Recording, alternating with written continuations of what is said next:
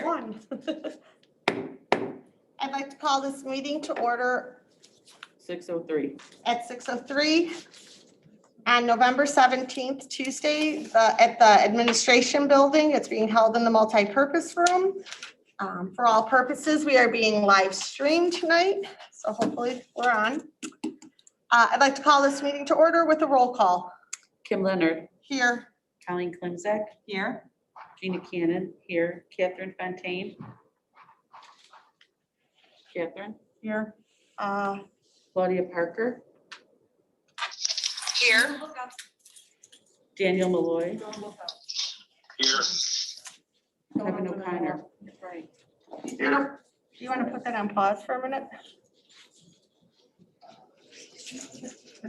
Okay.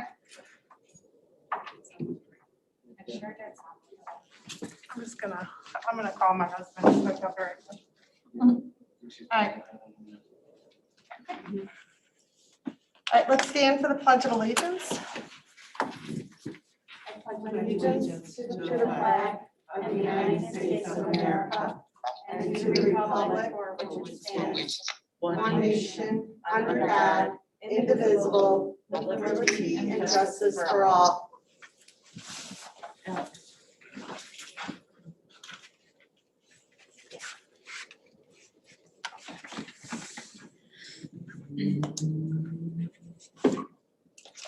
We'll be right with you, sorry.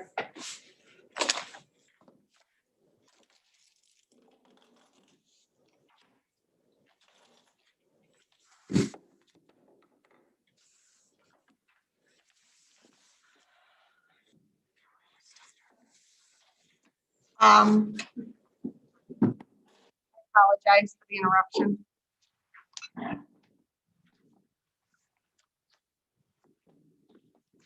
At this time, I'd like to have someone make a motion to approve the agenda as outlined at your desk tonight. I'll make that motion. A second. Colleen Klimzek, Yes. Catherine Fontaine. Yes. Kim Leonard, Yes. Kevin O'Connor. Kevin O'Connor. Yeah. Yeah. Gina Cannon, yes. Claudia Parker Yes. and Daniel Malloy. Yes. Motion is passed. Okay. I'd like somebody to make a motion to recess to closed session to discuss the appointment, employment, compensation, discipline, performance, or dismissal of a specific employee of the district or legal counsel for the district in hearing, including hearing testimony on a complaint lodged against an employee or against legal counsel for the district to determine its validity as amended, and the placement of individual students in special education programs and other matters related to individual students. Do I have a first motion I'll make that motion. and a second I'll second. I'll second. and a roll call? Colleen Klimzek, Yes. Daniel Malloy, Yes. Kevin O'Connor, Yeah. Kim Leonard, Yes. Gina Cannon, yes. Catherine Fontaine. Yes. And Claudia Parker. Yes. Motion is passed. Paid on being in closed session for approximately 1 hour. I would say we'd be returning at 7:15 at the earliest. No, 7. Oh, 6:07. 7 p.m. Oh, 7, I'm sorry, it says 7 PM. I apologize. Okay. Recess to closed session. Okay, we are back out of closed session and returning to open meeting. At this time, we would like to 8:35. 8:35. Thank you. We'd like to approve action that we have discussed in closed session at this time. Right. At this time, I would like someone to make a motion to extend the MOU, Memorandum of Understanding, to pay for additional planning time for synchronous teachers through the end of second quarter. Do I have someone to make that first I'll motion make that motion. I'll I'll make second. that motion. and a second? Catherine Fontaine, Yes. Gina Cannon, yes. Yeah. Dan Malloy, Dan Malloy. Yeah. Claudia Parker, Yes. Kevin O'Connor, Kevin O'Connor. Yeah. Kim Leonard, Yes. Colleen Clemzak. Yes. Motion is passed. All right, so I would also like to make another motion coming out of closed session, that we make a motion that paraprofessionals who serve as short-term daily substitute teachers shall receive a stipend of an additional $25 per day for days worked. Could somebody make that first motion I'll make that For the motion. second quarter. through the, oh, yes. No, just Oh, Serving okay. as subs. serving as daily paraprofessionals who serve as like fill-in daily subs. I'd like to make that motion. Okay. Do I have a second? I'll second. And a roll call? Colleen Clemzak, Yes. Catherine Fontaine, Yes. Claudia Parker, Yes. Dan Malloy, Yeah. Kevin O'Connor, Yeah. Kim Leonard, Yes. Gina Cannon, yes. Motion is passed. We are very grateful, I think, for our paraprofessionals who have been a tremendous support to our teachers and to our administration in helping filling in where they are needed as substitutes when we are, yes, when we need substitutes. So we feel like this is a way to also help with them by giving them the stipend. So I'm just very grateful we're able to do this. So at this time, I'd like to turn over to the staff reports with Dr. Longo and Dr. Bridges Webb. So our first is a retiree recognition, and it's Maria Pudliner. And Marie started in 1986, and I started just a few short years after her, and she was one of the kids that worked in the district. And she still, it has that energy that she had when I first met her. She's vibrant, she's excited. When I saw her at Southeast, it was just a really a welcome sight when I saw her finishing up her year this year. She still has the love and excitement for kids, and it's the same Marie that I knew back in the day, my old self knew back in the day. So Mr. Sheldon or Dr. Sheldon, would you talk about Almost. Great, thank you. You scoot it up a little bit. The whole podium. The whole podium. Good? Yeah. All right.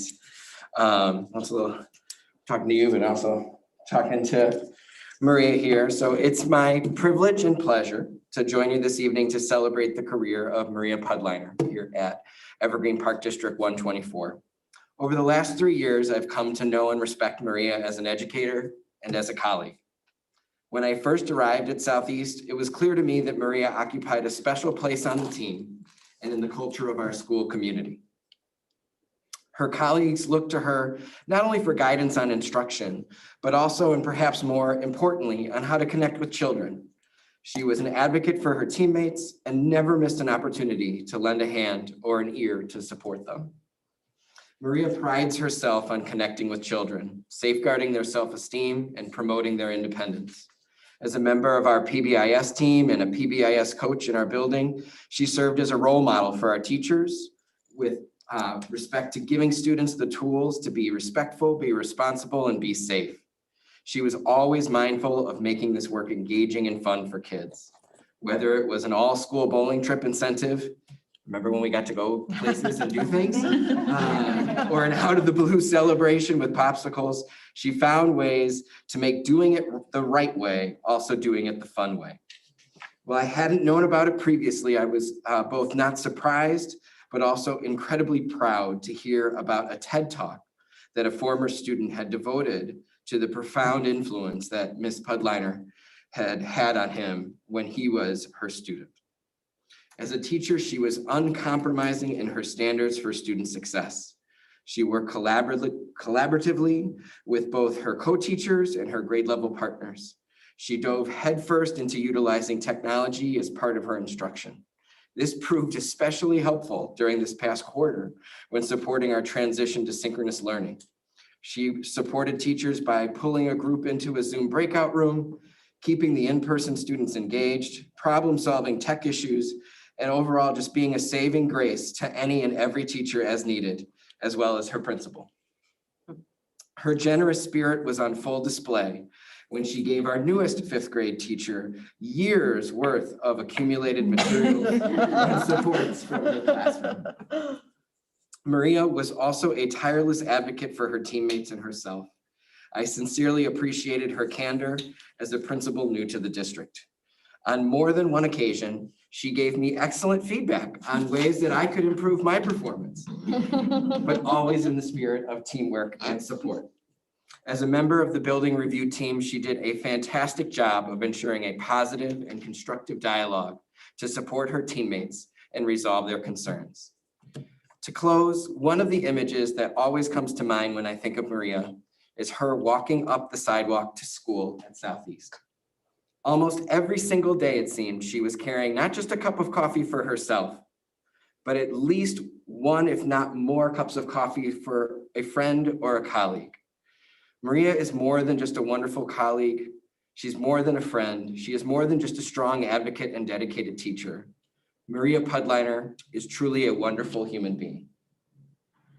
We have been so blessed by her many years of service to our district, and on behalf of everyone at Southeast and District 124, I want to say thank you and best wishes in your well-deserved retirement.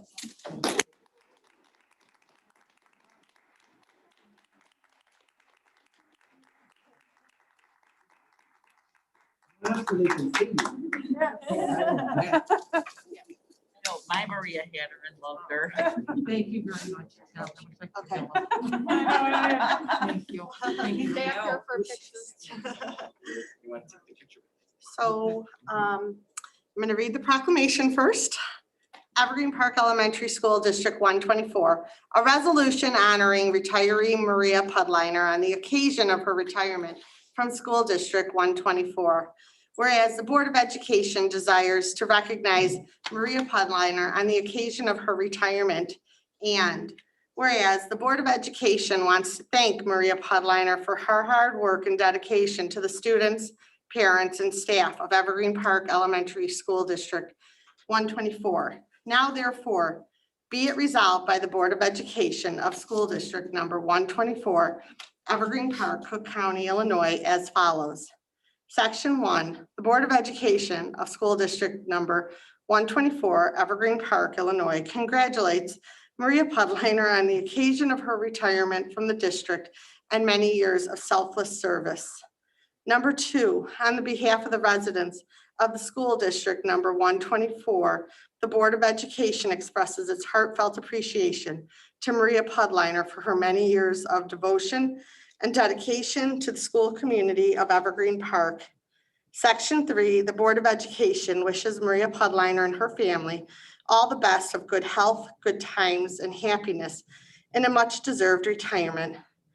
Approved and adopted on the 17th day of November, 2020 by an affirmative and confirming roll call a little later vote on the Board of Education. And I just would like to say how grateful I was because my children also are alumni of 124 and specifically of the school that you were at. And you will be dearly missed at Southeast. Thank you. Thank you. Have a little gift. Stand very close. Yeah, I was gonna say. Close but separate, is that what I have? Yes, exactly. Close and separate. Thank you. Thank you. I'm sure a couple of us stand on this side of the Yeah, table. go on that side. Stand on that chair because I'm short. 1986. Is that what you said? Oh Oh my my gosh. gosh. So you can be in the middle. For a second while we. Staggering. Okay, Yeah, So yes. Here, hold on. We're right in the yes, middle. yes. Sure. Place of honor. I know, it's like so. Yeah, he could go on the other side. Go on, yeah, on that side. You Yes. should. Yeah. Yes, please. I was waiting for time. No tripping, yeah. All right, ready? 1, 2, 3. Hi. Thank you. Congratulations. Yes, hug.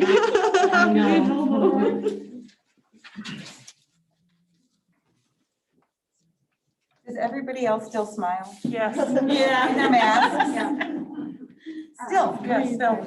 Always. Of course they are. Continuing with, we want to again congratulate our retiree. Enjoy, this is a good time to retire. And I also want to welcome everyone this evening, and this is American Education Week, and we are lots of reasons to celebrate this evening. Board recognition, board members, I mean, we just have so many reasons to be thankful, and we applaud the efforts of Ms. Pudliner. We also have a number of teachers who have earned their tenure recognition. And I believe we have certificates for them. We'll make sure they get them. Melissa Dominic, Katie Eklund, Allison Gresovich, Margaret Greenfield, Sarah Jelena, Emily Hapicorn, and Gala Iverson, Stephen Karras, Lynette Michael, Olivia Mosley, Allison O'Connor, Joseph Pettinger, Michelle Provenzano, Margaret Crowther, Corinne Sabzek, and Holly Wolodarski.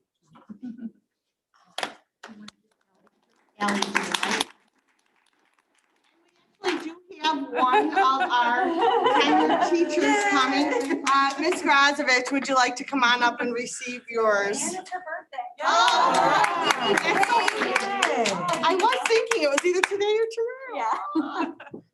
All right, so let's get a picture with you. Okay, I'm sorry, I didn't know. No, That's okay. Thank you. Thank you. That's awesome. Congratulations on receiving. And happy birthday. Yes, wonderful. All right, 1, 2, thank you.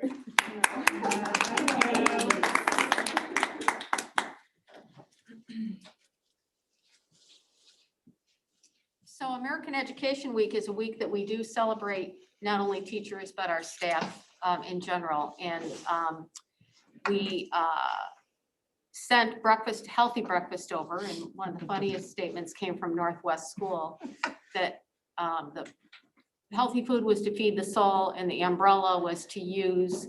Oh, yes, In what the did she rain. say? And one of the teachers said, yeah, this year we need a really big umbrella. And she's right. But we're Definitely. gonna talk to you about our Golden Apple Awards nominees. And the Golden Apple Awards for Excellence in Teaching and Leadership was the idea of Golden Apple founders Mike and Patricia Kolecki, who felt that excellent teachers did not receive adequate recognition for their contributions to building a stronger, better educated society. Every year since 1986, Golden Apple selected master teachers to receive the prestigious Golden Apple Award for Excellence in Teaching. In 2014, Golden Apple began honoring exemplary school leaders with the Golden Apple Award for Excellence in Leadership in honor of Stanley C. Golder. Golden Apple Award recipients play an important role in preparing the next generation of teachers by providing instruction and mentorship to future teachers in the Golden Apple Scholars and Accelerators programs dedicated to addressing the teacher shortage in Illinois. Our three nominees are Sarah Bledsoe, Maureen Burke, and Sarah Galino. So congratulations to all three of them. Continuing, someone you should know. As you know, last month, the Board of Education recognized our custodial and maintenance staff. And when we were out in the buildings, we saw where South Northwest did a great job of recognizing their custodians. As you can see, I am a school custodian. What is your superpower? And we are the germ busters. And so we just want to let you know that that recognition continued in the buildings as they worked very, very hard to keep us sanitized and They spray us down daily, so we truly are, these are someone that you should know. Excellent. That's awesome. I read here though that Sharon's a Cub fan. Well, you It know. can be awesome and Yes, you could be. I think so. So our next unsung heroes are our food service department. Our food service department has worked tirelessly last spring, all summer long until the school year started and now school year 2. So they're providing lunches not only for our in-person learners, but for our remote learners and any learner that needs, because basic needs first. Feeding children is critical to their success. So we want to congratulate the food service department on really being there from March 11th on, every single day, feeding our children. Excellent. They do a great job and we are so proud of the work. And there's certificates for them. too. And we do have certificates for them that we'll send over to Deb and her department.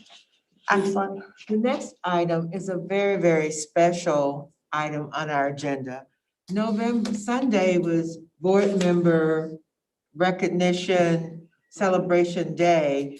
And we just want to tell our board members how much we appreciate the service that you do. You get the blame and sometimes you get the credit. But we just thank you for your leadership, your tireless leadership and the time that you put in to make sure that we have good governance in Evergreen Park 124. We just appreciate you coming from other districts. My experience, you're the best. And I say that even if we're being recorded, and I hope so. You are the best. I say it. I can say it with pride, and I'm so happy to be working for you in this wonderful district. And So we have a resolution to read. For Yes. School Board Members Day. Whereas school board members are elected to sit in trust for their diverse communities, in that capacity are charged with meeting the community's expectations and aspirations for the public education of their children. And whereas school board members are entrusted with the guardianship and wise expenditure of scarce tax dollars, and they're responsible for maintaining and preserving the buildings, grounds, and other areas of the school district that the community has put in their trust. And whereas school board members are responsible for providing leadership that ensures a clear shared vision of public education for their schools, sets high standards for the education of all children, and requires the effective and efficient operation of their districts. And whereas school board members adopt a public policy to give voice to that leadership and employ a superintendent to administer board policy, and are also responsible for the regular monitoring of the district's performance in compliance with state policy. And whereas school board members selflessly volunteer countless hours to public service with no compensation. And whereas employers are supportive of their employees who serve as school board members, generously lending support and time, employers give their employees the opportunity to better serve the needs of school districts and communities they represent through sometimes tremendous sacrifice to the employer. And whereas decisions made by school board members directly impact the quality and life of safety in their communities, placing them at the front line of American democracy. Therefore, Evergreen Park 124, we proclaim November 15th as School Board Members Day as a way to honor those citizens who devote their time and energy for the successful education of our children. At this time, we would like to honor President Kim Leonard. Please come forward.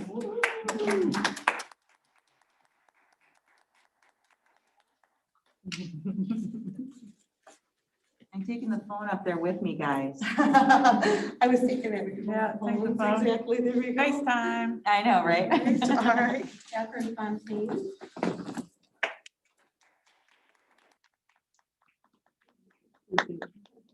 Vice President Colleen Clemzak.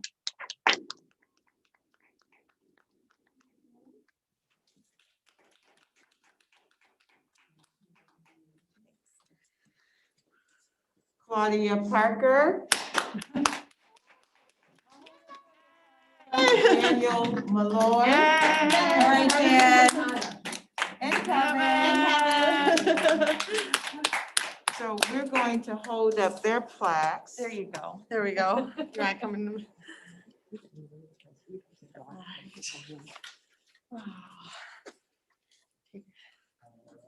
Uh-huh. Just a minute, hold on. They gotta be here, they gotta be here. All right, 1, 2, 3.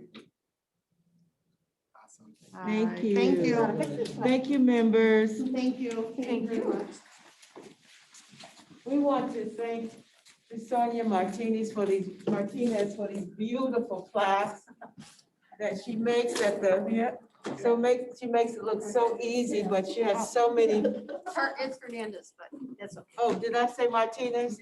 I gave you a new name. Sonia, Miss Sonia Hernandez. That's okay. That's all right. She'll take it.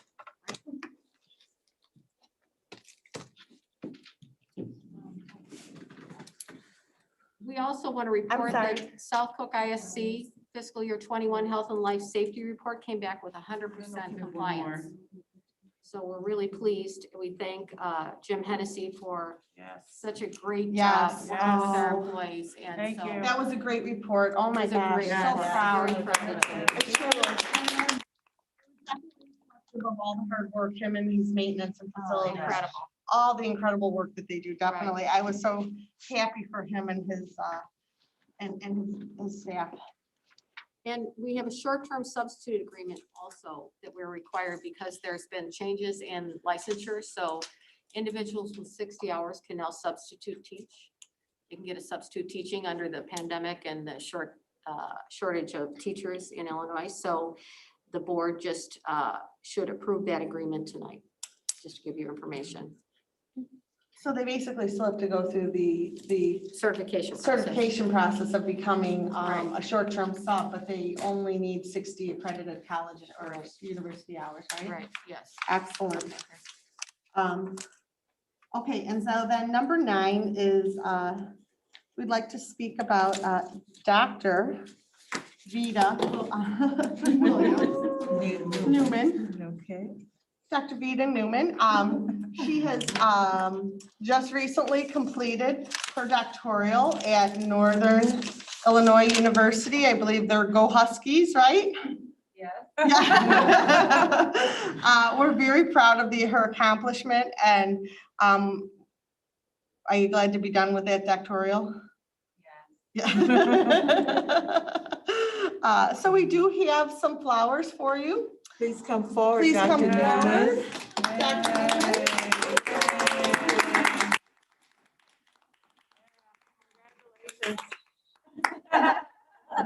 There you go. I'm not gonna walk off. Yeah, take a walk. Those are beautiful. We're so proud of Yes. you. Congratulations. Great accomplishment. Do I go this way? Here we go. Thank you so much, and congratulations. Take your We're so picture, take happy your for you. picture. Yes. I know.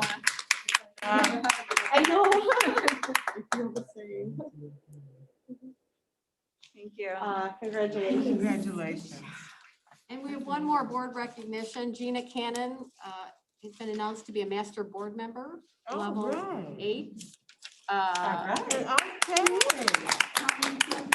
Leadership Academy, leadership member. Kimberly Panico Leonard, master board member, level 8. All right, good. And Claudia Parker, master board member. Excellent. Very good.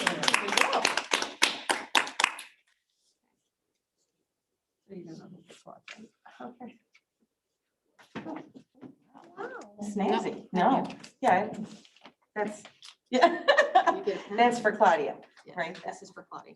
Is this mine? Yeah. Okay. It says. Nice, All right. Congratulations. So Claudia, we have prizes for you tonight. right, this is nice. And-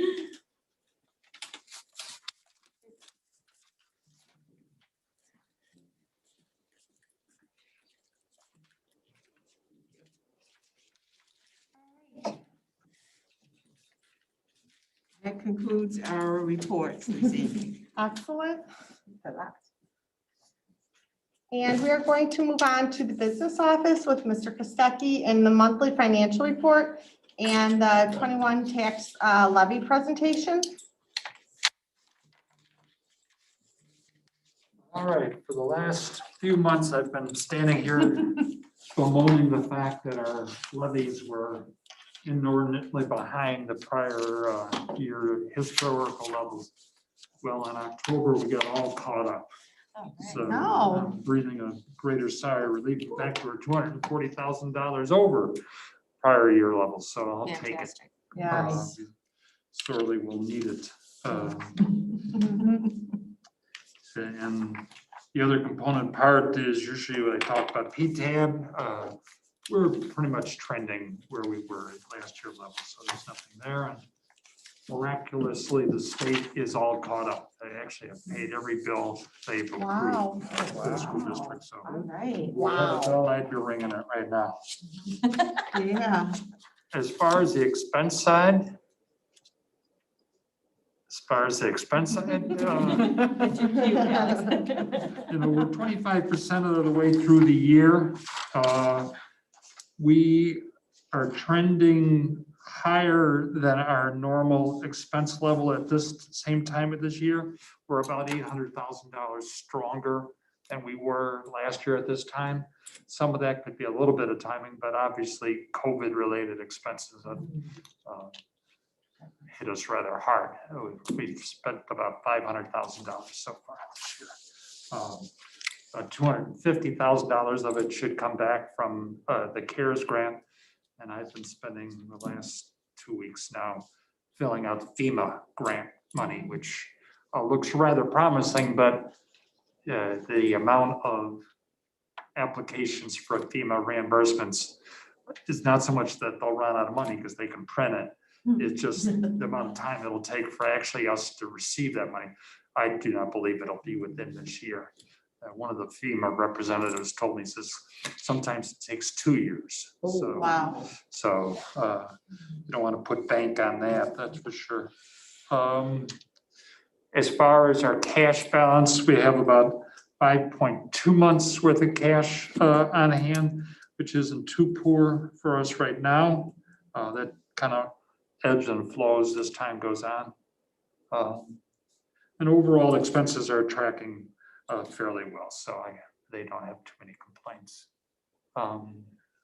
As far as the levy, which is the next component part, we do this every year. Obviously, our levies are going to be increased by 2 component parts. One is consumer price index, which came out to be 2.3% this year, which is not too bad. I mean, we had a string of years where we were less than 1%. The fact that it's 2.3% will result in us just in that component part alone, improving our levy revenues by about $500,000. As I do every year with levies, I always try to maximize the ask for new growth to make sure we leave nothing on the table. I was able to, based on the math, ask for the presumption of $10 million worth of new growth. I truly don't believe it'll be at that level, but it definitely will make sure that we sweep in everything that there is to sweep in. Probably, if I had to guess, at best, we'll have $600,000 worth of new growth, which would produce another $50,000 worth of tax levy, which is better than nothing. So overall, probably the levy will turn out to be about $550,000 more than the prior year. And then I had to move money around because certain funds are starting to get capped out. So then I moved the ask to the education fund where there is no cap. So that is just an advisory to you. I will be asking you formally next month for the approving of the levy. And of course, ironically, we used to always have one of our maintenance people drive over to the township to actually place the filing with the county. They don't want to see us in our building. Right. Yeah. These are the times. Are there any quiz questions? Kevin, Claudia, or Deanne, do you have any questions about the levy? No, thank you. No, I'm good. All right. All right. Thank you. Thank you. Moving on to Dr. Vita Newman. I'm smiling under my Okay. hand. You can't see it. So we are required to report our immunization data to the state by November 15th of each year. And so you should receive you would have received in your board packet the immunization report. And just to highlight a few things, so our total student enrollment is 1,867 students. And I was pleased to see that 99.2% of our students are in compliance with their physical and immunizations. We had to exclude 14 students. There were 15 that were not in compliance, but we had to exclude 14. And we worked with these families to make doctor's appointments and to keep those doctor's appointments. And our nurses and our health aides were instrumental in doing that. But we were still concerned about 2 families in particular. And they continue to be out of compliance. And so I asked Dr. Bridges-Webb for her advice on what we can do as a district to assist these families. And she suggested that we contact the Ronald McDonald House, the Caramel. And so I reached out to them and they have agreed to provide free physicals and immunizations for our families that have no insurance or on Medicaid. They will do that on December 3rd from 9 a.m. to 2 p.m. And then in addition to that, they have also offered to provide free flu vaccinations for our students as well. But the criteria is that they cannot have insurance or be on Medicaid. But it's a wonderful service that they're providing for our families. They will be at Northeast School. And so, the students that attend Northeast can just walk out the door to the Caramel and receive the flu vaccinations or their physicals and immunizations, but it's open to all families.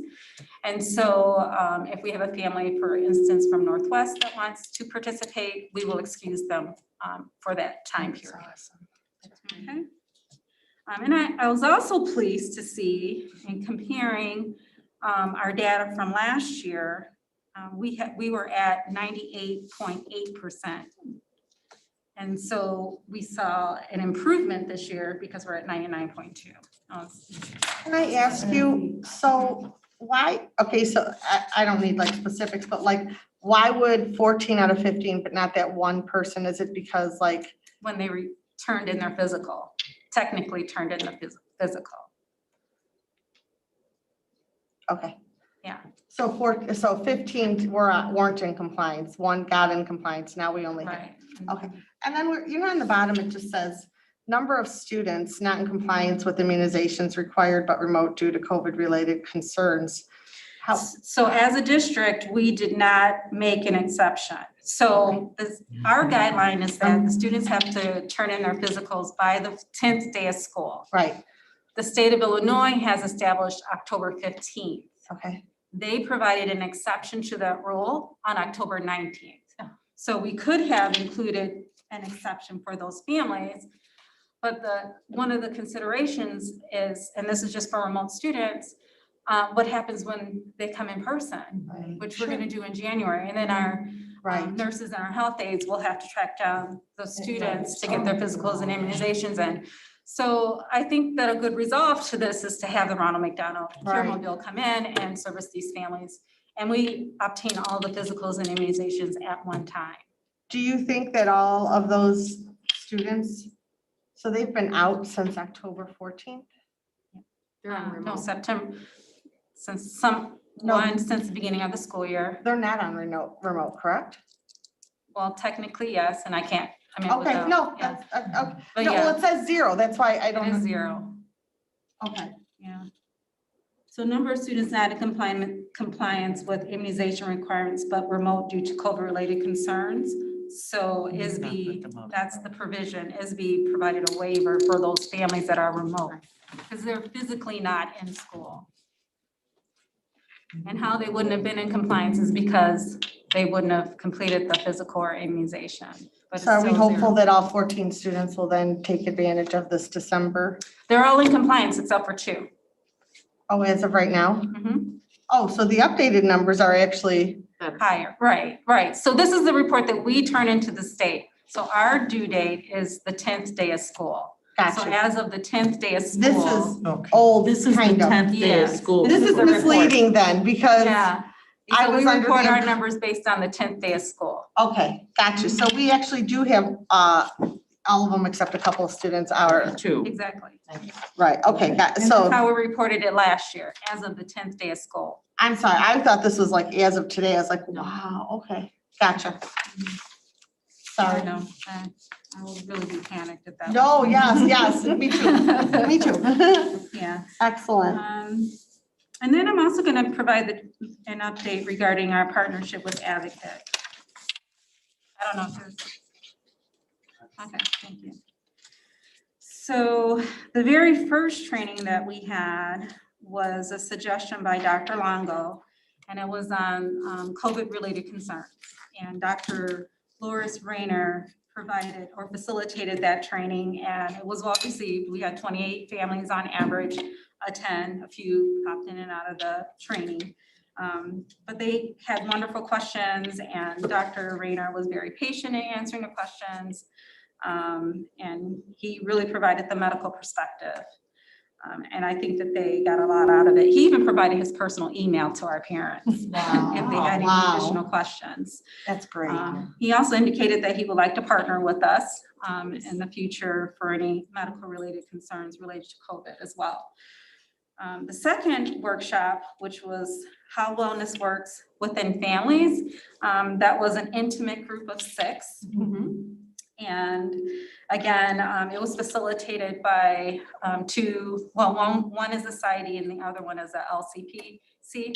And it was well received by our families, and they brought up some concerns that we're going to address with the administrators related to the social, emotional, or mental health concerns of students that are remote and their the limited time they have in interacting with their peers. And so we'll have a discussion about that and come up with some recommendations. Our next training is Thursday at 7 p.m. and it will be on mindfulness.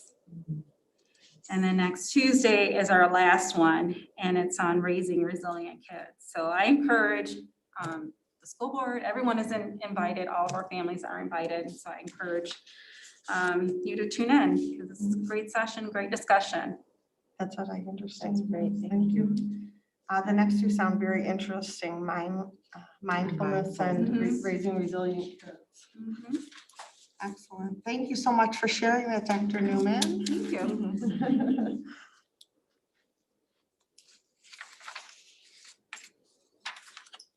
All right, so moving on to the board reports, the October 26th District Review Team meeting.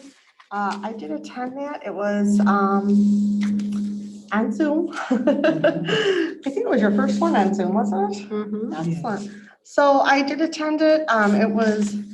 It was great. It was really lovely seeing all the people that were in attendance from all the different schools, their perspectives. A lot of positive comments coming out of each one of the schools, how much they appreciate the building principals during these challenging times. They thank the tech department for running around and let's just say like just putting out every fire that, and addressing any technical issues. Time is such as you don't even realize how quickly you can lose time in a classroom on a Zoom when technology is not agreeing with you. So it's like you don't want to lose any of that precious instructional time. So I'm sure the tech guys are doing a great job. Thank you to the principals who again work so hard to help navigate this journey. Are some of the comments from the schools. The district review team, they shared the staff news in the buildings and the celebrations. And then just some of the comments about like extending the MOU. And we certainly recognize, I think as a board, the importance of giving them and paying them for their planning time for the synchronous learning. It certainly is a challenge to navigate something that there's not a whole lot of data or help out there, on this great world social media web that we have. So to try and navigate that and plan for your in-person and at home at the same time. So we recognize that, due to the fact that we continue this to the end of second quarter, it would be, well, obviously we already passed it, so we agreed with them. So the parent-teacher conferences, they kind of touched on lightly how they were going to be run and organized. And, honestly, it was really collaborative and it was really nice to hear their challenges, but at the same time, figure out a way to fix it. Sometimes you don't even understand it because even, like when I read it myself, what I thought they were trying to say wasn't actually what they were saying when we got there. So it was definitely an interesting perspective, like coming, you just kind of read it and you don't understand necessarily the minutia of it. But yeah, if you notice, there are about 10 issues that they reported, and it sounds like most of these issues have certainly been addressed in some way or another. There wasn't always an exact answer, but it was definitely noted by Dr. Leela, by Dr. Webb, and by Dr. Longo that they would be addressing these concerns. Some of the things are the remote learners when they're not on, when they're supposed to be. We're losing very valuable instructional time, and the teachers, obviously the teachers they can't compel, they can only encourage the children to come on at the right time. But there's also, mitigating circumstances that doesn't always allow that, whether it's internet issues or whatever it is at home. So I think there's not always a great answer, but they're certainly trying to look for it as both, the staff and the administration. I think that was it. I'm sure you read some of the notes through the DIRT meeting. Is there anybody that had any questions about the DIRT meeting? Kevin, Claudia, or Dan? No, thank you. Sorry, I couldn't have done. You what? Sorry. Oh, yes. No, I was very grateful for the opportunity to substitute for the substitute and, I can make it to the 11, to the November 30th, by the way. I wanted to say that Yeah, straight no, it up. was honestly, I haven't been to a DIRT meeting in a while, and it was really great to hear Really such interesting. great conversation that goes on, and it just really kind of lends to, how we're all working together and trying to do what's in the best interest of everyone. So it was a good meeting. So the district, so I'm going to move on if there's no questions on that, and then to the District 124 Foundation report. I believe. It's me, but No report. Oh, no report, right? there's no, yeah, Alex? I mean, I know. Alex? I can just give a brief summary. So Linda Panico's been doing a great job leading the foundation. We've had a ton of fundraisers, a lot of times paired with local restaurants in the community. So we've done fundraisers with Culver's, McDonald's, Raising Cane's, and they've all been great. The community's participated, and all that money is going back to the foundation and will fund the teacher grants they give out later in the year. So that's been great. And also they were selling those Evergreen Park yard signs that you see around town. Yeah. So Linda's been doing a great job. Oh, that was Southeast. Yeah, those yard signs look fabulous. I love seeing them around the town. I know that they're still available. I was gonna say, I know we still have some. Yes, I think some of the schools have some, and she may also have some. So yeah, they look great in our town. All right, thank you for the update. And then the IASB virtual summit. Yeah. Is anyone going to it on Friday? I'll be there. You're gonna be, I am too. I'm planning to be there. So III conference was canceled this year, and so they canceled in person. So they are doing it a one day on Friday. I believe it's just Friday, correct? Yeah, we had the delegate assembly that would normally be Saturday morning. We had that this past Saturday Oh, morning. how did it, I forgot. Is it on? There were like 300 people, Really? and the voting was instant because it was Zoom. It was so efficient and awesome and positive, and yeah, it was really cool. So Did people get up, did people go on and speak about some of their, that they were? So the groups, they will put forth their, right, so they'll put forth like a school district would put Right. forth a recommendation. And if the committee decided to not adopt and the district wanted to appeal or have a conversation, they were also given the opportunity to speak on that during the assembly. So it was maybe 45 minutes, so it was actually very, Wow. I know, it was very efficient. Very efficient. But the two groups that they wanted to appeal the decision to not adopt, they did get up and speak. And so they had the opportunity still to present that. There wasn't anything nearly as, Controversial, isn't it? no. A lot of it was what we could do to get teacher shortage, like how to get teachers in difficult to fill positions by kind of what they're doing with the substitutes. Creative. Yes, yeah, unfortunately, but I mean, that's kind of where we are. There were a couple, it wasn't anything big and contentious like the years past. I so. like the delegate assembly. It always was interesting. Fascinating. Yeah. So that was I bet this it was past weekend. interesting. And then we have the regular one on Friday. So. Right, so I don't know if Claudia, Dan, or Kevin are attending on Friday. I think it'll be great. I saw some of the speakers that they have. They look good, so Yeah, the keynote be speakers. good. So are you guys planning on attending or no? You know, I got remote learning children in my house. You sure do. I'm working. Save us all. It's good. Nope, totally understand. Yes, I look forward to it. I'm hoping that Zoom works and everything goes smoothly. Right, there you go. So yes, okay, so we're going to move on the superintendent search. So the update is that we are still currently in the process of interviewing. We have concluded the first round and we are now moving on to the second round of interviews.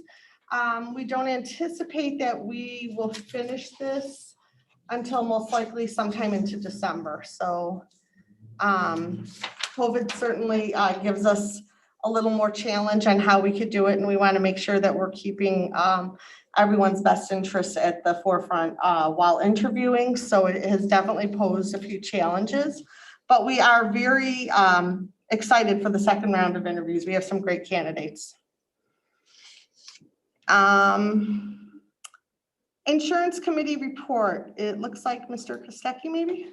Yeah, I just wanted to make a quick mention that I brought the committee members together very briefly it was mostly staff members, it was via Zoom, because we wanted to announce that with the new co-op that we are a part of, EBC, Gallagher co-op, they offer a flexible spending account that we can now offer to our employees, which is where they can use pre-tax dollars to pay for some out-of-pocket expense, particularly childcare, which is a very expensive ticket. So an employee could save somewhere between 12 to 22% of the costs by paying with pre-tax dollars. So I wanted to bring the committee together real quickly to let them know first before I went public.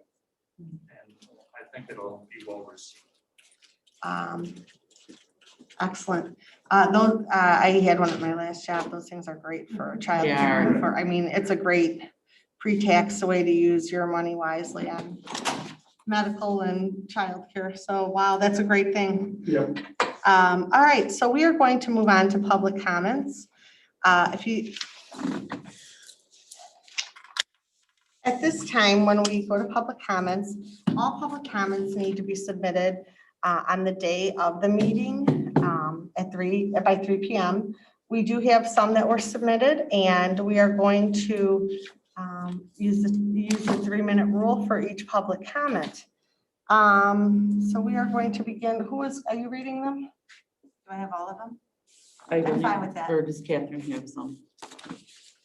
I can read the two last ones that were added if you want. No, I'll jump in then. All right, so we are going to start out with Mrs. Klimczak reading the public comments. Could you please start the timer for us? And let her know. So the first is from Miriam Gonzalez.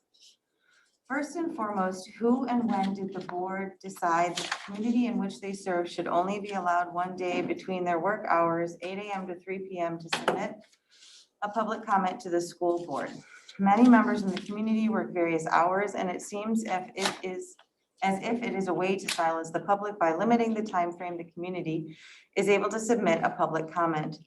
My biggest concern is the fact that our schools are still open with the infection rate being so high. I don't believe administration is being completely honest as to how many cases are truly occurring in our schools. And where is there evidence and data to prove that these cases aren't occurring because of in-person teaching? It seems as if every day we are receiving texts about cases popping up in the schools, and by only sharing the school that your child attends doesn't really show the full picture. What is it going to take for the district to make the decision to move to full remote during these months that they know for a fact families will still be gathering for the holidays? Just driving through Evergreen Park, you can see children playing at the parks, families gathering without face masks, kids playing sports, and not one of them wearing a face covering. If the government is telling us not to gather with our own families for the holidays and we shouldn't be mixing with people who do not live in our household, why is it okay to put 15 students in a classroom who all come from different houses? We tried in person, but now that the holidays are around the corner, our infection rate in Illinois is over 10%, and cases are popping up left and right. It's time to think about everyone's families and keep them home to keep them safe. Next is from Julie O'Connor. Just to be clear, I want to be in my classroom with my students, but the pandemic has significantly increased since we began school in August and September. In the past few weeks, with the rising numbers of COVID cases, the rising positivity rate, the rising number of hospitalizations due to COVID, and the frequency of classrooms being quarantined and whole schools closed, I'm having a hard time understanding the direction the district is operating.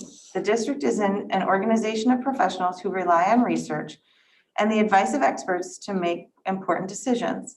The Illinois Department of Public Health and the governor of the state of Illinois have issued a stay-at-home advisory beginning Monday, November 16th. Yet students are participating in an in-person model for a full day, including a lunch period. Based on the recommendations of the experts, how can a teacher safely have 17 children from different homes in one room for over 6 hours a day, 5 days a week, but cannot have a family member from outside your home over for Thanksgiving dinner? Why is every restaurant in the state of Illinois closed for indoor dining, but 50 kindergartners can have lunch without a mask in a gym 5 days a week? Is the district sending the wrong message to the community by continuing with the in-person model? Is the board taking this pandemic seriously? If children can be with each other all day, why not have a play date or birthday party after school? They have already been exposed to each other. While it is essential that the staff educate our children, it is not essential that students be in person in order to accomplish this, as 80 teachers who have been recently quarantined have demonstrated. Why is the Board of Education ignoring the experts? Why are we not following the recommendations of the scientists? Is the board waiting for a child or staff member to become seriously ill before we heed the advice and make adjustments to protect our greatest assets, our students and our staff? Next is from Lori Johnson. The following is an email I sent to Dr. Bridges Webb and Dr. Longo on November 12th. I did not receive a response, thus I am forwarding it to you and request that it be read at the public comments of tonight's board meeting. Thank you. Dear Dr. Bridges Webb and Dr. Longo, during my participation in the reopening of schools committee, it was my understanding that COVID-19 data would be used to determine to what degree students would be able to safely attend school. The case positive hospitalization and death rates are climbing at an alarming rate across the country, state, county, and yes, in Evergreen Park. The state of Illinois has begun rationing healthcare, canceling elective surgeries, and seeking the help of Doctors Without Borders. Teachers are scared for themselves and their families. The numbers indicate that people are not strictly following the guidelines in place, thus putting everyone at risk. I implore you, for the health and safety of your students, your employees, and all citizens of Evergreen Park, to present to the school board the need to return to e-learning immediately. Thank you for your consideration. Respectfully, Lori Johnson, Southeast School Reading Specialist.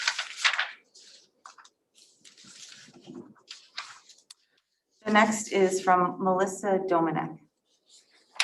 Hello, my name is Melissa Domenech. I am a 5th grade teacher at Southeast, and this is my 5th year teaching in the district. I have always wanted to work within my community, and when I was given the opportunity to apply at a job fair, I jumped on it. Let me stress that I always look to give back to my community. To me, being an educator is the best way I can do that. I see my students and their families at the local grocery store. I'll see them in the library and wave a quiet hello, and have even seen them during Halloween in years past. I will never forget a student asking me, Mrs. Domenech, do you live here? When I opened the door and greeted them with Happy Halloween. It was such a treat for both my family and my students' family to see each other in the community.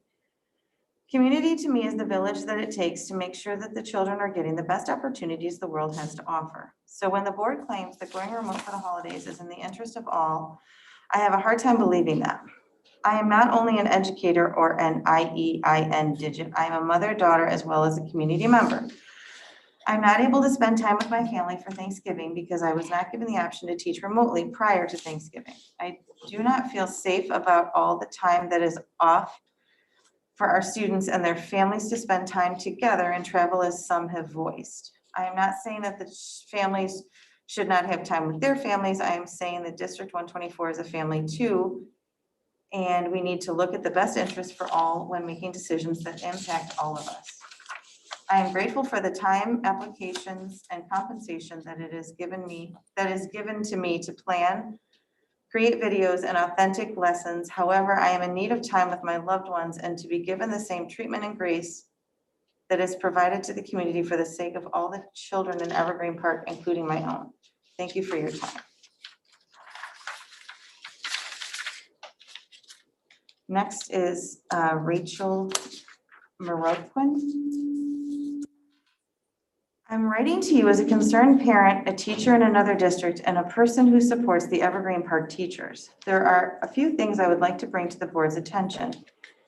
In the beginning, I chose for my children to attend in person. I felt that it was the best option for them. I was thanking the board for thinking of the families that can't stay home, etc.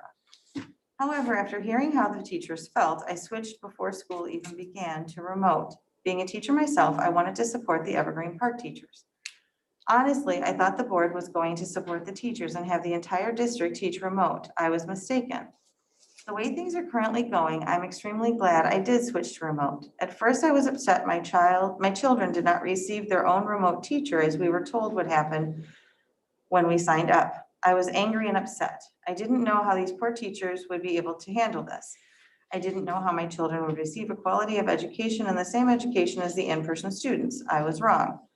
My children are doing very well at Northwest with their teachers. They have grown a virtual bond with them as well as with their classmates. They have time where they can freely talk to their classmates virtually. My children's teacher are doing a phenomenal job. I did not think this would work for my first grader. However, she is now extremely happy with school. The problem that has now come to my attention is when we were asked to either choose remote or in person for the rest of the school year. There are a couple things upsetting. It stated all these different scenarios, and one of them was the fact that our children may receive different teachers and classmates depending on the numbers of in-person students. That broke my heart. My children have had to deal with enough socially and emotionally. They don't get to play with their classmates or friends. They don't see family members. We just canceled Thanksgiving with our family. Everything is being taken away from them due to this virus. Please don't take their teachers and classmates away. Even though that they are remote, they have grown a bond with their teachers and classmates. I'm asking that you please do anything possible to keep them with their teachers. They are in their routines. I spoke to my children and briefly mentioned that in January they might get new teachers. My children were in tears. Please think of the children and do what you can to keep them as is. We are talking about a first grader and a fourth grader. These little ones can't take any more. I was also sad and disappointed to see that this choice is for the rest of the school year. That means my children would never step foot in school this year. I was hoping towards the end of the school, when COVID numbers will hopefully be down, that we could have the option to step foot inside and see classmates. Please rethink this as time goes on. Lastly, it is very concerning that these COVID numbers are growing and growing. It doesn't seem that the school district is being honest on the dashboard with how many people have COVID or are quarantined. I feel the safety of the classroom teachers, in-person students, and families. I have seen way too many people that are now sick. There seem to be pregnant teachers and at-risk teachers that should be teaching at home.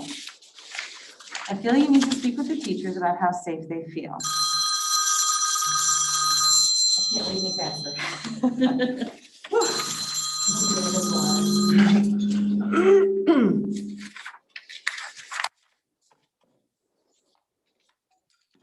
Okay. One more. Okay. This is from Pat Cronin, Northwest School Media Aid. Due to the length of my public comment, Donna Mulrennan of Northwest and Moritz Rivera of Northwest have given me permission to use their 3 minutes of public comment time. Here is my public comment for tonight's meeting. Public comment from Pat Cronin, the media aide at Northwest School. Good evening, Board of Education members, Superintendents Dr. Longo and Dr. Bridges Webb. As many of you know, pre-COVID-19, I was a consistent fixture at District 124 Board of Education meetings. I would still be attending the meetings if attendance were not being limited due to COVID-19 restrictions. Since I cannot attend this evening's meeting, I would like to thank you for the opportunity to have someone read my digitally submitted public comments. This public comment is to share with you some concerns that I have with regards as to how our district is dealing with COVID-19. When speaking with fellow District 124 staff members and community members, they have said that they also have some of the same concerns.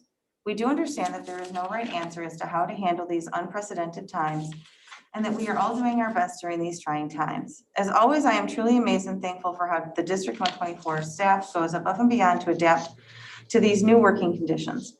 Our teachers have had to reinvent their teaching methods to be able to engage both their in-school and remote students in the lesson, while at the same time, they also have to maintain student behavior for both in-school and remote learners. I also want to mention that elementary school Project Tree math students have been attending more than one school, though I recently learned this instruction is now being conducted via Zoom, which brings another concern. So not only are our teachers teaching synchronously to their in-school and remote students, but now they will also have students in their classroom participating in a different Zoom class who will also be monitoring. We also have many District 124 staff members, both certified staff and paraprofessionals, who frequently are unable to perform the job they are assigned to do this year. This is because since there are not always enough subs available, these staff members are frequently being pulled from their job so that they can provide coverage to other staff members who are out sick or home on quarantine. Most of these staff members are interventionists or classroom aides. When these staff members are filling in for other positions, it means their students are not getting the extra support in their classroom and or their intervention services they need. How can we expect our students to succeed, especially these students who are not getting the extra support in the classroom that they need, or they are missing their interventions because their interventionist is filling in for an ill or quarantined staff member? Another concern I have is how and to who the district is reporting the number of students and staff members who have tested positive for COVID-19. In my opinion, this information has been, but is no longer being communicated with fidelity or transparency. Up to and including October 25th, 2020, text alerts and emails were being sent to all District 124 families and staff members. Starting October 26th,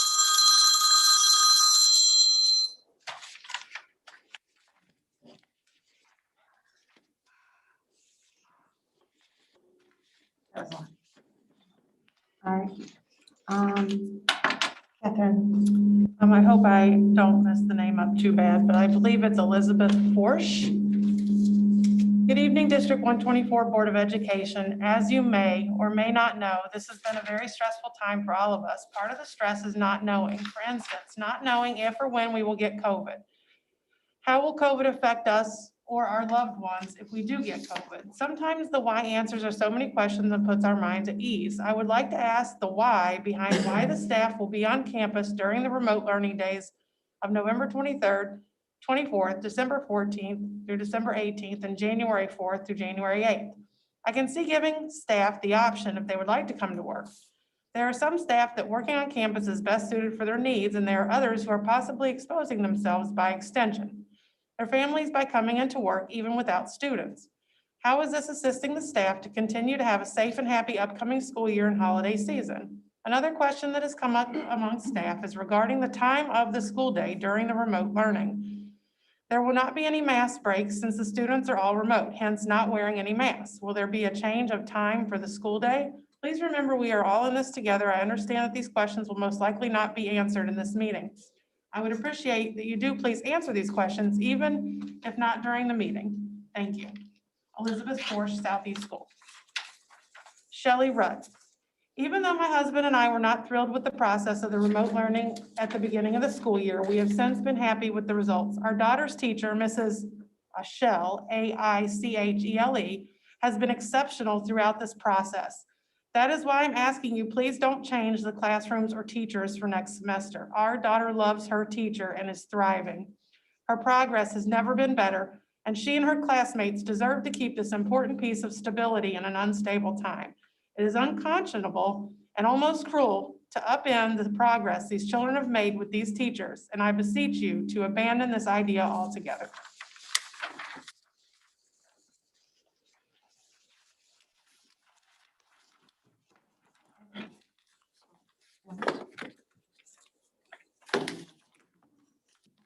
All right, so that is all for our public comments. Oh. Oh, no, I know. No, they're on yeah, the they're on there. We know. Oh, it's on the agenda. I thought you were hiding this, right? I'm so sorry. Oh, no. Okay. At this time, before we invite the union co-presidents, I think there's only Mrs. Riley is here today, correct? Razich is with me today. Yeah. Oh, Yeah, okay. Secretary. I didn't realize that. I'm sorry. Ms. Yeah. Razich is also here. We do have a statement that I think Dr. Longo would like to talk. I would just like to address a couple things. First of all, we sat in on the governor's meeting today. And we also received a message from the state superintendent saying these tier 3 resurgence mitigations do not apply to schools. At this time, local school officials in consultation with local departments of public health remain the best situated to make decisions about additional mitigations that may be necessary for schools. We know these are really stressful times with increasing numbers of reported COVID-19 cases. We continue to follow the Illinois Department of Public Health guidelines and have updated our information regarding the most recent changes. Dr. Newman is constantly on there. You can go on and see that even changes were made this week. We instituted the dashboard to give a current up-to-date overview of all the identified COVID-19 cases within Evergreen Park Elementary School District 124, which provides for open communication and full transparency. Currently, we have 11 cases in the last 10 days. 8 students and 3 staff members. As we continue to monitor our school campuses, the numbers tell us we have an infection rate of 0.8%, less than 1% over the last 10 days within our schools. So how do we calculate that? We have 1,039 students in session and 330 staff members. So if you add those two numbers together and take the infection rate, so that's not the positivity rate. That's just the actual hard numbers of infection, and that's how we're reporting it. We have 1,039 in-person students. Yes. Certainly any cases of concern, but 5 of these students and 2 staff members had not been in school for an extended period before testing positive. And there were no additional exposures and no additional quarantines were required. In the last week, our internal infection rate dropped to 0.66%. Through contact tracing, we found none of the infections occurred within our schools. We are grateful to our staff and parents for following our guidelines and staying home or keeping children home when they are symptomatic or have been exposed to COVID-19. We're grateful individuals continue to report cases to us. We feel it's important for individuals to have the facts about the district and our infection rate to prevent the sharing of misinformation. Again, this is not the positivity rate, it's the infection. We're actually reporting the actual infections by school on our dashboard. Because in order to have a positivity rate, from my understanding, we'd have to know. We'd have to how many test of every those- single student. Right. Every day we'd have to know who's been tested and. We'd have to test every single Right. student and then calculate after that. Exactly. This isn't, we're trying to keep track of the number of infections. We're grateful too for the board taking the suggestions of our bargaining unit and granting remote learning days around both of our holidays. Those ideas came to us. Actually, one was from Julie O'Connor, and then with our union presidents, they came forward with suggestions, and thank you for the board for adopting those. It shows that we're working with the union regarding that issue. As the quarantine section of our data dashboard was not indicative of our school environment, we removed it as it was misleading. We found it was confusing as it included those quarantined relative to outside exposures or incidents, which had nothing to do with our schools or the staff or students within our schools. In other words, my husband goes to a bar in Lincoln Park. He's exposed, one of his friends has COVID. Then I'm quarantined, not based on an exposure in the school, but based on an exposure my husband had at a bar in Lincoln Park. So it got very confusing because people were self-quarantined, which we really appreciate, but it had nothing to do with the infections within the school. That's why we want to report the infections to our staff so that it's clear and concise. We also started adding then the internal infection rate so that they would understand how many people are infected. We believe it's important to continue to follow the guidelines and practice all of our outlined procedures with fidelity. We know fatigue can set in, but it's no time to relax from the established guidelines. We know the uptick in our own infection rate was related to Halloween and people putting their guard down because we miss being together and we miss our celebrations. Again, the governor talked today about that, about Thanksgiving, about how people put their guard down and they think just because you're with family, you're safe. Kids are coming home from college. People have been celebrating. We know even some of our families have been out of state, and that's a concern to us. So we're going to be working on that issue with people that intend to travel over the holidays and what we should do about that in order to keep our staff safe. With the growth throughout our country and our state, we must continue to follow our established practices and monitor any developments from our local health department, as directed by the Illinois State Board of Education, as well as our governor. So we plan on doing that. We take it seriously. We are following the guidelines. We're not pleased with anybody being infected. We've said that over and over again, but we think that a 0.66 infection rate is pretty darn good. It's not good that anybody's infected. It's good that we're keeping our infection rate under 1%. We'd rather have it at 0, which it was for several weeks at the beginning of the year when people were really following with fidelity, but we know that the infection that 1 in 20 people have, 1 in 25 people have the infection throughout the country. We want to get back down to 0. So we're encouraging everyone to follow the guidelines. Thank you. Thank you, Dr. Longo. Okay, at this time, I would like to invite the union president, Mrs. Riley, and then the secretary, Ms. Grazovich. Should we move this back? Forward? Okay. Before we even start, I do want to address something that you brought up tonight, and how grateful the union is that you talked about the dirt tonight, because it's always been meant to be a real positive, collaborative thing, and it really hasn't been that for several years. So on behalf of the union, I want to thank you for putting it back into that place that we wanted it to be for a very long time. Could we not call it? It's awesome. Thank you very much, though. We really It was appreciate a that. great, District review team. Yes, and we really appreciate that. yeah, thank you. So do we. It's been great, honestly. Okay, good evening, everyone. I'm Joanne Riley, Union Co-President, and I'm here with Allie Grazovich, our Union Executive Board Secretary. Thank you for your time tonight. As always, we are here on behalf of the teachers and staff. We would like to begin by sharing our appreciation for the effort by the board and the administration to continuously work with the union. Most recently, the union respectfully requested that the school take an adaptive pause for the holidays due to the spike in cases. The district responded with a plan to do remote learning on November 23rd and November 24th, the 2 days leading up to Thanksgiving break, and the week before and after Christmas break. We appreciate the action taken by the board and administration to plan remote learning for those days. But the union believes with the spike in cases, this is not enough. Let me explain. Currently, if the parents feel the need to keep their children home due to the concern of the spike in numbers, they have the right to do so. They are in control of their family's exposure to the virus. The parents and board can decide what, if any, contact they have with others. However, this is not the case for the teachers and staff. The teachers and staff are expected to report to work where they do not have control of their exposure, besides their PPE. Anytime there is a gathering, there is an opportunity for transmission, said by Dr. Ngozi Ezike today. We are clearly being advised by medical and government officials to limit indoor social gatherings with people from outside your household. Yet we are in classrooms and doing lunch duty with no control over where our students and their families are going or who they are interacting with outside of the school setting. For example, the IDPH recommends that people do not expose themselves to people from other households, but a teacher or para with 17 in-person students is exposed to 17 different households each day for almost 7 hours. We have also been informed by the IDPH that the district is not mandated to report cases to the IDPH if the case was not transmitted in the building. We are concerned that this leads to a false sense of safety if the numbers reported are 0 when in fact there are cases in the district and many staff quarantined.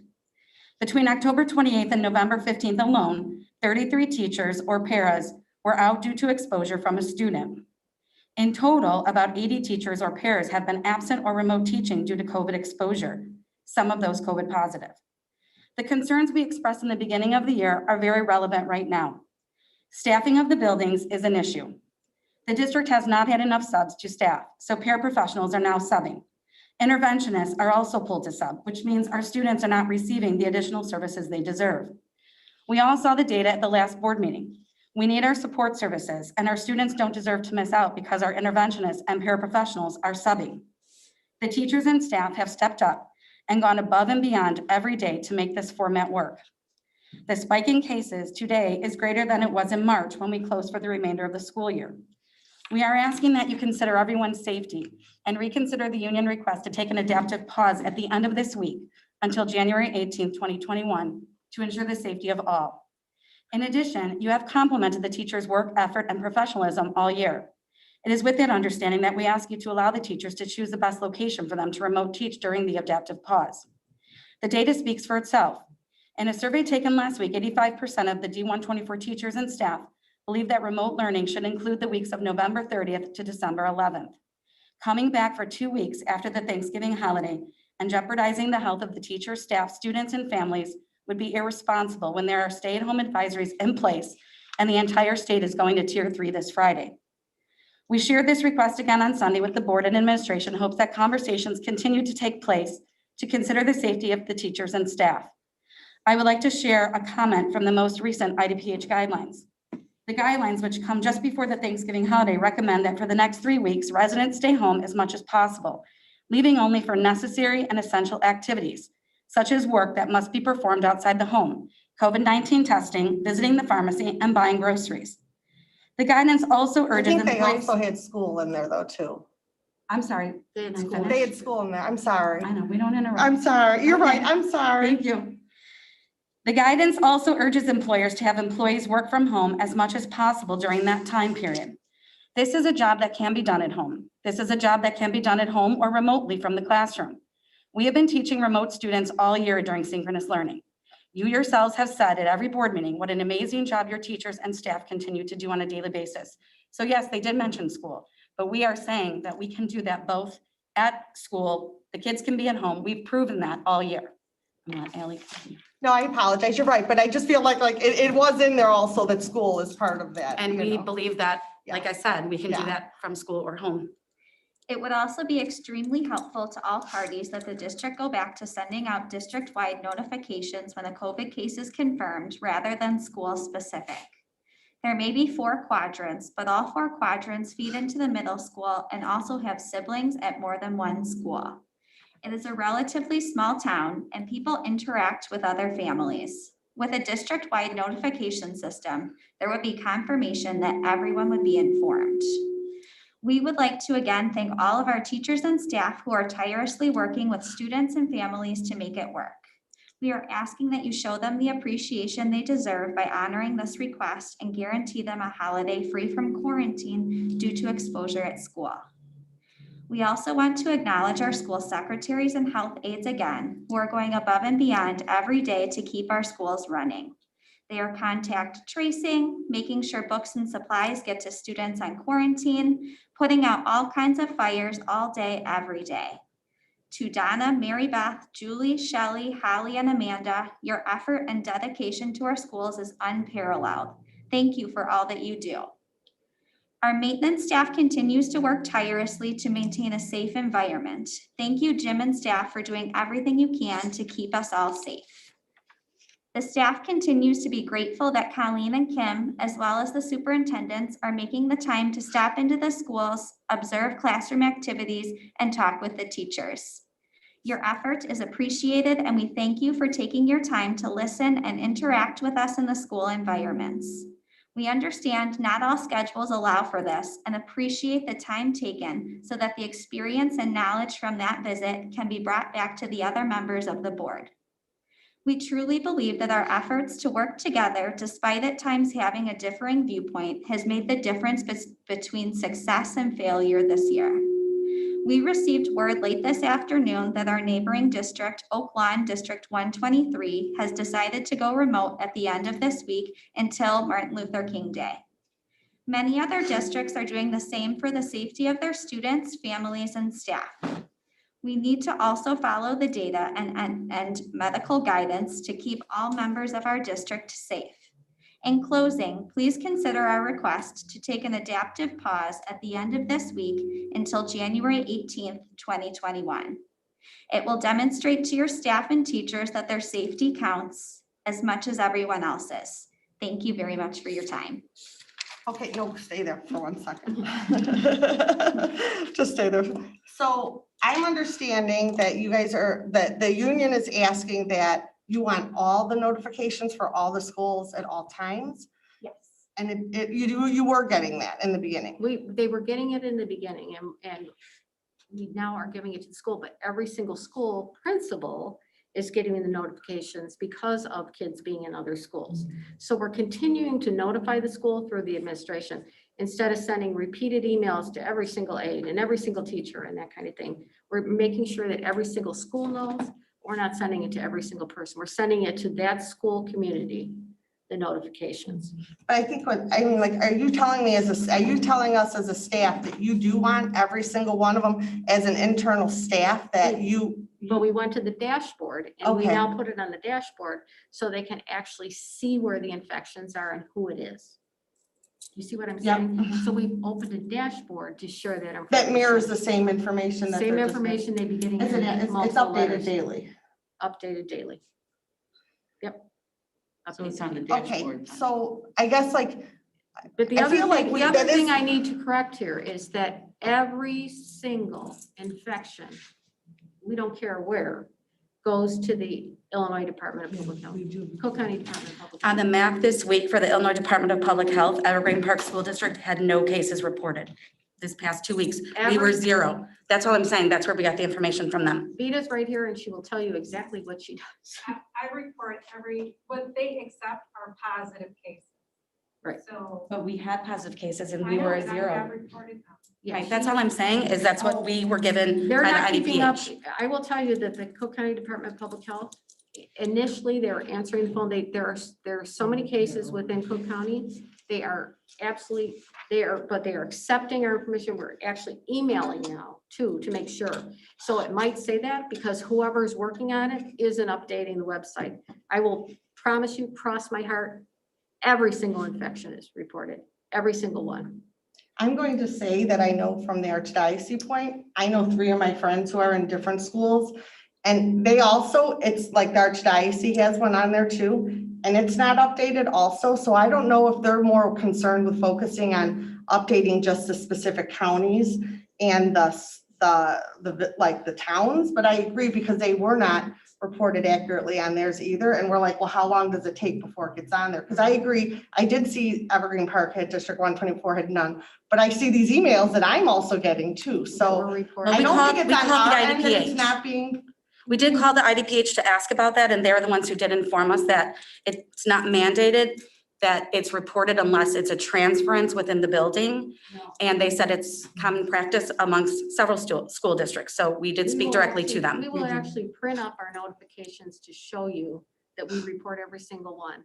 The new guidance too says 5 infections in a classroom. As you know, we've been much more conservative than that. We had 4 infections at Northeastern, closed the whole school. It wasn't just one classroom. We had. The at quarantine Central, is a we big had- concern. At The Central, staff we being had out is a big concern. I mean, these are all the things that, we are just sharing that with you. We represent 250 Let me people. finish. So we had 2 infections at Central. 2 infections, but we quarantined 7 teachers. Therefore, we closed the school as a sub-shortage. It wasn't because of massive infection rate. In fact, 5 of the kids that got the infections at Central weren't even in school. But we are reporting all of those. So Vita then reports, go ahead, Vita. I'm sorry. So we report to, IDPH represents the state of Illinois. Correct. Right. So we report to our local health department. Right. And there's a process to that. So for staff members, we have to report it within the county that the staff member lives. So if you reside in Will County, That's you true. report it to the Will County Health Department. If you live in Oak Lawn or out in these south suburbs, we report it to the Cook County Health Department, which is in Oak Lawn. So, and we report every student, whether they are remote or in person, to either one of those departments. And those are the two primary ones that we've been reporting to. So if you call the Illinois Department of Public Health, this is just what I'm assuming, We actually called Cook reported County, directly to- Chicago, Illinois Department of Public Health, and the CDC. We called all four. The CDC said it's up to the states. The Illinois Department of Public Health said this is how it's reported. Cook County did not have an answer for us. We'll give you, we'll show you. Just sharing with you our. Yeah, we'll Yeah. actually show you our reports to show you that we're reporting every single case. Well, we can't disclose staff or student names. But we Correct. can- But we can actually show you that. Absolutely. We can Redacted. share how many we have reported to. But I'd really just like to reiterate, this is about those 2 weeks. And the staff has really stepped up to everything the board has asked them to do this year. This is what they're asking from the board now, to give them those 2 weeks, to make sure that they are not quarantined for Christmas when they want to be with their family and it's their choice to be with their family. They should choose that mitigation. Whereas the other families in the district get to choose that now themselves. If a staff is exposed during those 2 weeks, they miss Christmas with their family. That's what we're requesting. We want to make sure that they get to do the same thing that everybody else gets to do. We want to make sure that they're safe. That's what they are asking for. We appreciate your time. We appreciate your thoughtfulness on it. We appreciate you working with us this entire school year. We believe we worked very well together, even though we had a lot of disagreements. So we're just asking you to think about it. Thank you. Thank you.